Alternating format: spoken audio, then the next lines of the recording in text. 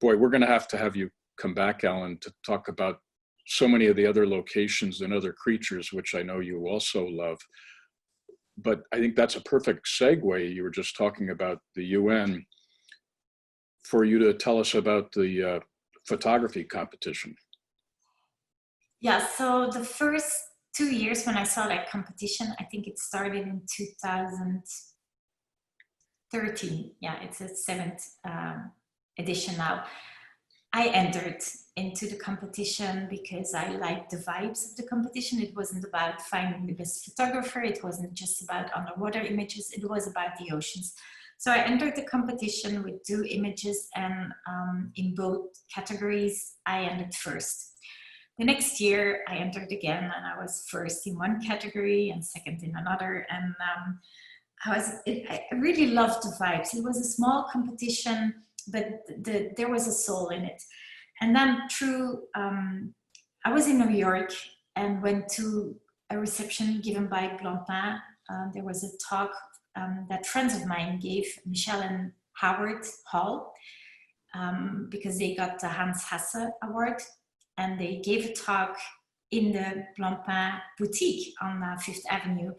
And I went there and I got introduced to the person that actually congratulated me from the United Nations, which is François Bayet. I think you know him too. And we talked about the oceans in the Blancpain boutique. And we talked and talked and talked, and we were really at the same golf length, if it's something that people use in English. So we connected immediately, and he said, "Well, you're passionate about the oceans, and you've entered the competitions for so many times. Why don't you not enter this year and just come to New York on World Oceans Day and talk about photography during the reception for United Nations World Oceans Day, which is every year at the 8th of June." So me being yes woman, I said, "Yes, of course, I will do that. Are you okay to talk for a big audience?" I said, "Yes, I will do that." Okay, that's easy because then I don't have to do it. And that's actually how I rolled into working with them. And the next year, because they have a lot to think about, it's the Division of Ocean Affairs and Law of the Sea. So they are really busy. So I helped them with the photo competition. I helped them with the judges. I found some judges that are, again, with the same attitude and same ethos. And I took care of handling checking the images if there were the photographers. And I gave them, and that was probably the biggest honor of my life. That year, there was an ocean conference in New York during the week of World Oceans Day. So there were a lot of head of states in the ocean conference, and I was allowed in the General Assembly to talk about the oceans and what they mean for photographers and how we can make a difference with our images, and also filmmakers. And I could announce the winners there in that General Assembly, and it was just mind-blowing. First, that I could do it and be the voice of photographers during such an amazing event, but also that I got the trust of François, and I really think he's one of my closest friends now. We don't see each other a lot, but we are really fighting in a positive way for the same cause, and I really love that. And meanwhile, the competition became bigger and bigger, and this year we just the deadline was the 3rd of May, and we have doubled the entries that from last year, and the quality of images is very high. So the judges are now doing the judging, and they have a hard time, which is good because it keeps them busy during these days. Yeah. And your role, you are Yes, I'm curating, and also this year was a bit more challenging, I think, because we have images where we show what's going wrong in the oceans, but this year hope is also important, and we also wanted to see rejuvenation. So what is actually happening now? How can we show the resilience of the ocean. So we added a few categories. It's always nice to think about those things and brainstorm with like-minded people. This year, Oceanic Global, like last year, is a strategic partner for the day, and we have a great team. And then being challenged with not having the event actually in New York that day, but making it a virtual event is also a challenge that I think they're actually doing a great job getting people involved and making it wider. And yeah, so that's my role. But actually anything they ask me to help them with, I just do it, because I'm so honored that first they trust me, and second of all, that I can contribute in a positive way. Yeah, well, congratulations on that. That's a wonderful multi-year story with the photography competition and your roles. So that's awesome. And they're a great bunch of people. I've been enjoying getting to know them this year, and we're participating in several ways. So it's great to be involved. Exactly, we're on the team. And I forgot to mention that this year also, because it's a multi-year thing, and I'm always thinking what I can contribute. And this year we have a charter. So all participants had to read the charter and agree to it. And it's actually, I don't know if you can see it, but it's 14 commitments that every photographer has to comply with. And it goes from silly things like normally in guidelines or rules for competitions, it is that you can't harass wildlife, and you can't pick a nudie brand up and put it somewhere else. But those are like very, those things are very well integrated in other competitions. But we made 14 commitments, and one of them is like, I will work locally if applicable and contribute time to document and tell stories in support of local conservation initiatives. And I'm so happy we have these commitments, certainly this year, because suddenly this world is in a lockdown. You can't travel without, it's not going to be easy at this point. So we have to reinvent ourselves as image makers, to work with what we have, but always, and it's about water, so it doesn't matter if you live close by a sea, it's all about the importance of water, because it's all connected to the oceans. So in short, I'm just happy we make people more think about their role in the ocean and be an ocean person. Also, if you go outside, not to use like single-use plastic, bring your water container, bring your mug, your coffee mug, like all those things, participants had to sign it.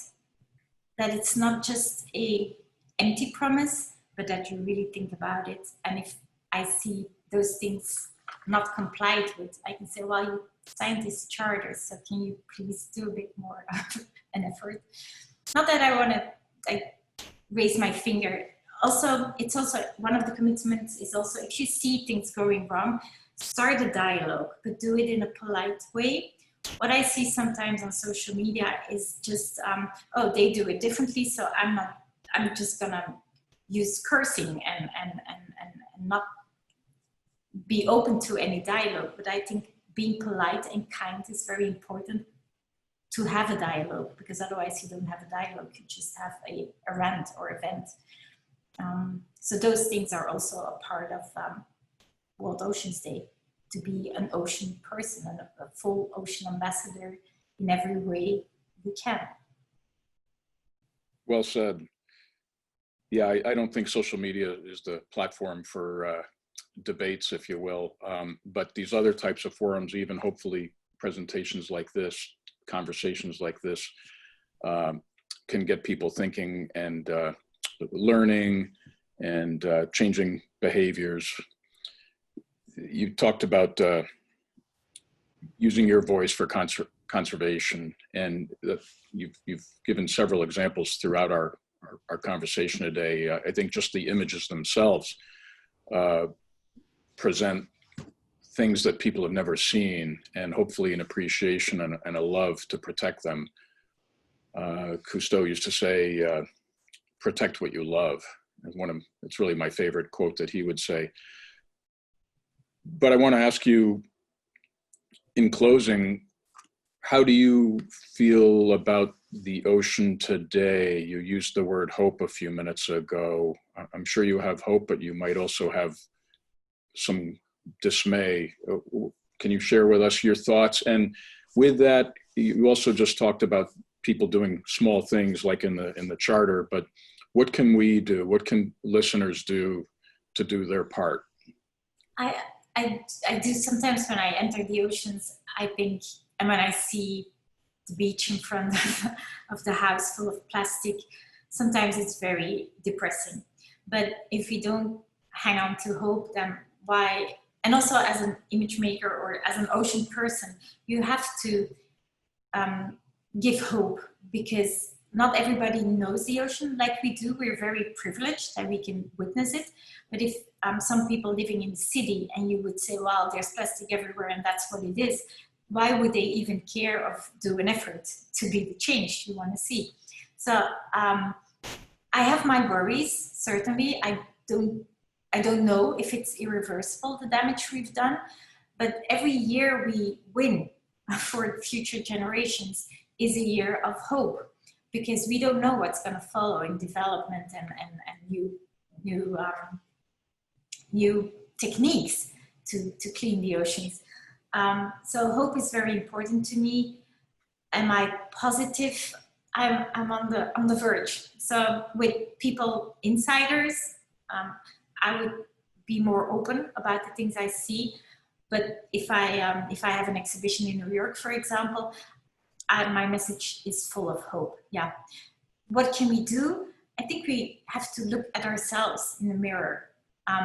Start with ourselves, practice what we preach. So when I go to a dive show, I always combine a trip. So I will never take a flight just for one thing and then go back home, because that's pollution in its worst. If I can't combine it with several other things, and it's really putting pressure on me too, because I'm like on a schedule the whole time. If I can't combine it, I don't go. And that's a hard decision sometimes, but that's just the way I am. But then I see plastic everywhere. And then I go like, really, we're divers. If we can't start with ourselves, who are we? And that's why I'm the ADEX ambassador for photography and conservation. ADEX is the Asia Dive Show. And last year they had a plastic-free show, and it was really impressive. So I think if they can do it, everybody around the world should be able to do it. So I don't want to see anybody with a single-use cup or a single-use bag at a dive show anymore. Start with ourselves. We're ocean people. There's no excuse. It's too late for excuses. Do we have to call people out or put pictures of them on social media? No, because that's not the way. But have a dialogue in a polite way. I do believe we have to speak up, because not speaking up is actually approving what they do. So write organizations about your worries, but not just point out what they do wrong in your opinion, but come with a solution and even make the math. Like, this use is going to cost you so much, but if you do it differently, maybe it's going to cost you a little bit more, but think about the positive image you will gain, which is a big win. And then about the damage you prevent, and that's a big win. So we have to communicate differently, I think, not pointing fingers, but come up with constructive solutions. That's what we can do. And start with ourselves and look in the mirror every day and don't be hypocrites. That's what I believe in. Maybe it's old age. Well, old age. I'm not old. I'm 50, but maybe it's just like not tolerating bullshit anymore. Well said. Yeah, and I love your strategy and your tip about combining it as well. That makes a lot of sense. And that's hard work, because sometimes there's something you really want to go to or you need to go to, but if you make the effort to combine it, it does leave You're still leaving the carbon footprint, but you might be making a more efficient, more impactful trip if you can combine 2 or 3 things. And look at us here. So ADEX is having a virtual dive show, and it's like a whole month. We can do it. We're having these talks and even panel discussions virtually. It is possible. We don't always have to come together. I think it's showing us that there's different ways of working, and those are the silver linings at this moment. Absolutely, and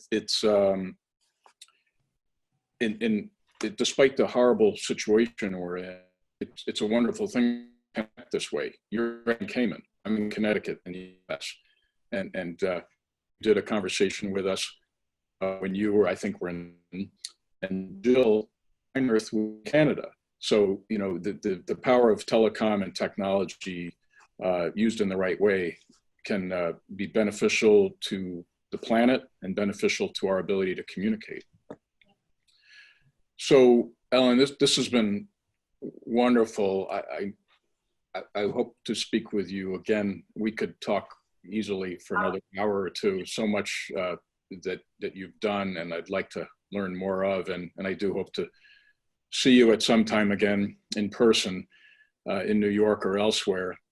But you've actually touched today on 3 strategic pillars that we use at Future Frogmen. We're focused on climate change, plastic pollution, and species survival. And your wonderful photography of species, which I would encourage everyone to check out. Check out Ellen's website, ellencuylaerts.com, Cuylaerts. And please check out futurefrogmen.org, subscribe, please, and you'll learn about other conversations like this that we hold. So Ellen, thank you so much. It's been wonderful to visit with you virtually, and I look forward to seeing you again as soon as possible. Thank you for having me again. And I do believe we should do like a different conversation. I'm asking you the questions because I want to learn so much about you and your life and Future Frogmen. And you're doing amazing work, and the mentorships are absolutely amazing. Well, thank you so much. Yeah, we could do that sometime. Thanks for watching. For more information, visit our website at www.futurefrogmen.org.